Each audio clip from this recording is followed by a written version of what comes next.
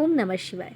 আজ জানো তো ঘুম থেকে উঠেই মনটা একদম ভালো হয়ে গেছিলো, কারণ এটা আমি ফার্স্ট বার্থডে গিফট পেয়েছি এবছরে। বার্থডে কিন্তু আসতে এখনও বেশ কয়েকদিন বাকি আছে, কিন্তু এটা দিয়েছে আমার ভীষণ কাছের একজন মানুষ।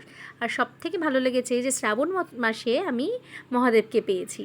আজ যেহেতু বৃহস্পতিবার, তাই সকালবেলা উঠেই আমি সকাল সকাল পুজো সেরে নিয়েছি, আর ওদিকে আমাদের রান্নাও চাপিয়ে দিয়েছি। রান্নার আজকে তেমন কিছু ছিল না, কারণ আজকে আমি আর শাশুড়ি মাই খাওয়ার মধ্যে, আর ছেলে তো অন্য খাবার খাবে, তাই সেরকম আর কিছু রান্না করিনি। একটা নতুন শিলনোড়া কিনেছি, তাই ভাবলাম আজকে হাতে পোস্ত বেটে তারপর আলু পোস্ত করব। আলু পোস্ত করা যতই সোজা হোক, আমার কেন জানি না একদম ভালো হতো না। আমি কিন্তু আলু পোস্তটা রান্না শিখেছি আমার শাশুড়ি মায়ের থেকে।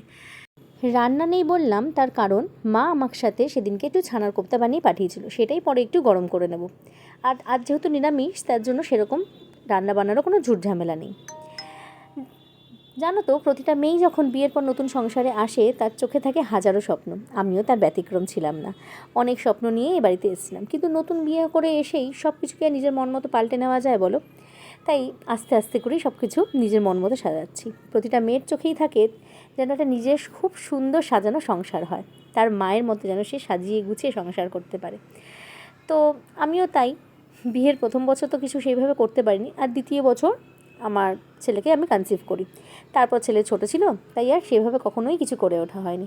তাই ভাবলাম এবার তোমাদেরকে সাথে নিয়েই একটু একটু করে সব কিছু নিজের মনের মতো করে সাজিয়ে নেব।